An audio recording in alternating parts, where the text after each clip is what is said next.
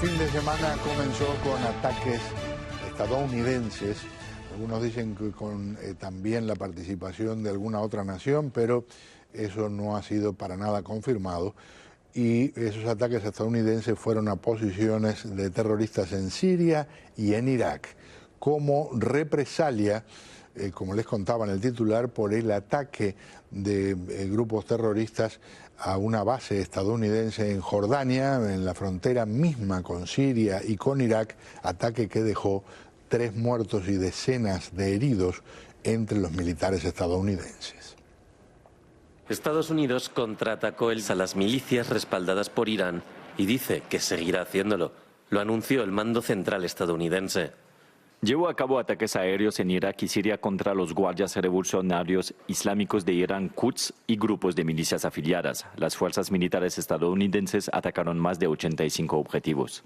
Anteriormente, el viernes, el presidente Joe Biden se unió a las familias en la base aérea de Dover, en Delaware, para honrar a los 3 miembros del servicio estadounidense muertos en el ataque con drones del pasado domingo en Jordania.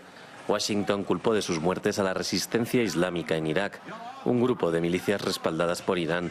Un analista afirma que Biden se vio impulsado a actuar por la presión interna tras el ataque del domingo. En Irán, el presidente Ebrahim Raisi había advertido antes contra cualquier ataque.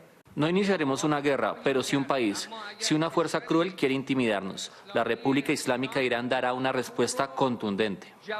Más de 40 soldados resultaron heridos en el ataque del pasado domingo en la Torre 22, un puesto militar estadounidense en el desierto, cuya ubicación permite a las fuerzas estadounidenses infiltrarse y salir discretamente de Siria.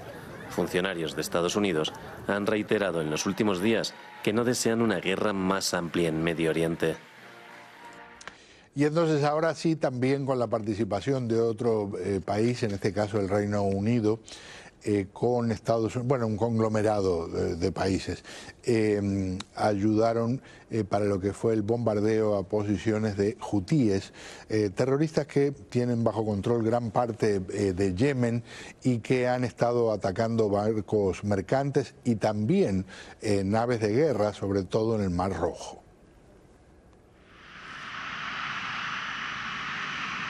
Nuevos bombardeos estadounidenses y británicos contra decenas de objetivos en Yemen, entre los cuales la capital Sanaa. Según un comunicado de Estados Unidos, Reino Unido y otros países, sus fuerzas golpearon 36 objetivos hutíes en 13 lugares de Yemen, en respuesta a los continuos ataques de los hutíes contra el transporte marítimo internacional y comercial, así como contra buques de guerra que transitan por el Mar Rojo. Se trata de la tercera operación conjunta de Estados Unidos y Reino Unido contra los hutíes en ese país, que están en guerra desde 2014 con el gobierno reconocido internacionalmente. El domingo, los rebeldes hutíes prometieron represalias por los nuevos ataques contra Yemen. La guerra entre Israel y los terroristas de Hamás incluye lo que se anunció en el correr de las últimas horas de parte de Israel, confirmando que tomaron control de lo que era el cuartel general de Hamás en una ciudad del sur, en la franja de Gaza, una ciudad que se llama Khan Yunis. Israel destruyó este domingo el cuartel general de Hamás en Khan Yunis, mientras se desvanecen las esperanzas de que un acuerdo de tregua pueda anunciarse pronto. Aunque no se han publicado los detalles del borrador de acuerdo, las últimas informaciones filtradas apuntan a la liberación de los 136 rehenes que mantiene Hamás en cautividad, algunos ya muertos, durante un plazo de 142 días, a cambio de la liberación de más de 100 presos palestinos por rehén. A la espera de tener noticias sobre una posible tregua, el ejército israelí prosiguió este domingo su dura ofensiva militar en el área de Khan Yunis, bastión de Hamás en el sur de la franja, y anunció la destrucción del cuartel general del grupo en esa ciudad. Ahí se encontró un centro de entrenamiento de la brigada Khan Yunis y oficinas de su comandante Mohamed Sinwar, hermano de Yahya Sinwar, líder del grupo islamista dentro del enclave y el objetivo más buscado de Israel en esta guerra, considerado el cerebro de los ataques del 7 de octubre. La guerra declarada por Israel a Hamás ese mismo día se ha cobrado la vida de más de 27.300 gazatíes y herido a más de 66.600, según el Ministerio de Sanidad de la Franja, controlado por el grupo. Le digo bienvenido al coronel retirado del ejército estadounidense Manuel Supervielle, cofundador de Veritas Assurance Partners. Señor, un gusto, ¿cómo está? Muy bien, gracias. Gracias por la invitación. Primer capítulo por el lado de estos bombardeos. Tal vez lo más importantes en términos económicos sean los de los hutíes, porque son los que están dañando una vía de paso de una cantidad inmensa de mercancía que se distribuye por el mundo. Pero en términos del impacto, vamos a decir, geopolítico, lo de Siria e Irak parece lo más fuerte y no termina con lo que ocurrió el viernes. ¿Qué piensa usted? Totalmente de acuerdo con tu análisis. Y a ver si porque la parte de los ataques por Estados Unidos en Irak y en Siria contra las fuerzas que atacaron y mataron a 3 americanos y hirieron a 40 más, eso tiene unas consecuencias políticas internas a Estados Unidos, y la verdad es que yo creo que ya el pueblo americano está bastante apoyando la decisión de Biden de tomar esta acción que fue más fuerte y más destructiva que lo que anteriormente había ocurrido. Pero como usted bien dice, la parte económica es los ataques contra los hutíes. El problema ahí, por lo que veo, es que como son tan móviles y están tan dispersos, entonces es muy difícil atacarlos de una manera decisiva donde ya no van a poder presentar ese tipo de amenaza.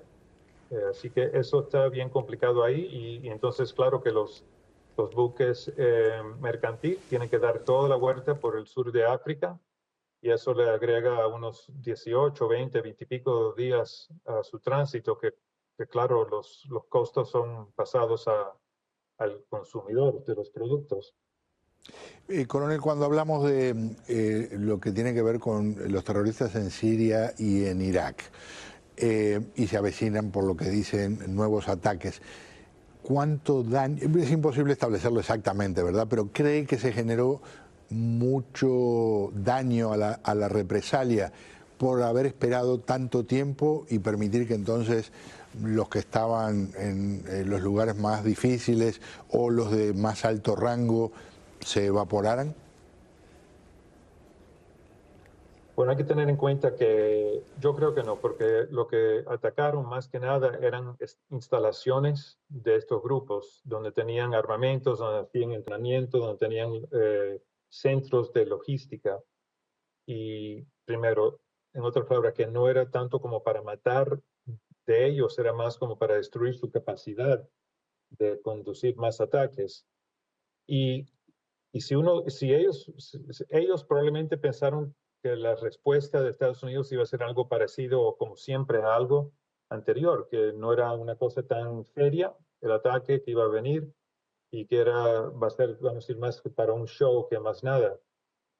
Pero en este caso sí, la verdad que los ataques fueron serios y dañaron muchísimo de las instalaciones y los equipos, armamentos, logística de estos grupos apoyados no solamente apoyados por Irán, pero que habían grupos militares o paramilitares iraníes también que fueron atacados en estos días. Cuando hablamos ahora de la guerra entre Israel y Hamás, y por supuesto las permanentes escaramuzas, intercambios de disparos con Hezbollah en el Líbano, pero ha ocurrido algo que me llamó mucho la atención. El ejército de Israel, ya sabemos, había retirado gran parte de sus tropas del norte de la franja de Gaza, concentrándose en el centro y ahora cada vez más hacia el sur. Y resulta que empiezan otra vez a disparar cohetes desde el norte, lo que muestra que de verdad es imposible matar una serpiente de 400 cabezas. Eso lo hablamos ya hace meses atrás, que el objetivo que anunció Netanyahu desde el principio, que era eliminar totalmente, destrozar, destruir a Hamás, desde el principio, eso era un objetivo que no se podía alcanzar. Mira, aunque fueran a matar no sé, un 80-90% de los participantes de Hamas tengan en cuenta de que cuántos miles, docenas de miles de palestinos que han sido matados, civiles, estoy hablando de civiles, no militares, que han sido matados en esta guerra, que los hijos y las hijas que han sobrevivido ya ahora, que antes posiblemente no querían o estaban muy apoyando tanto a Hamas, porque Hamas es una mafia, entre otras cosas, pero ahora sí, en otras palabras, que matas a 20 soldados de Hamas y después matas a 100 civiles, los hijos y los hermanos de esos civiles que murieron van a buscar la venganza y entonces ahí se sigue perpetuando. Claro. Hamas, no por su ideología, pero por odio. Claro. Coronel, mil gracias por estar con nosotros, muy amable. Gracias a ustedes, como siempre. Un gran gusto. Coronel retirado del ejército estadounidense, Manuel Supervielle. Al regresar vamos a explorar lo que es una victoria anunciada, algo que se sabía ocurriría, pero hay mucho para conversar sobre el tema con la reelección de Nayib Bukele. Me voy con algunas imágenes y sonidos de lo que es la guerra en la Franja de Gaza.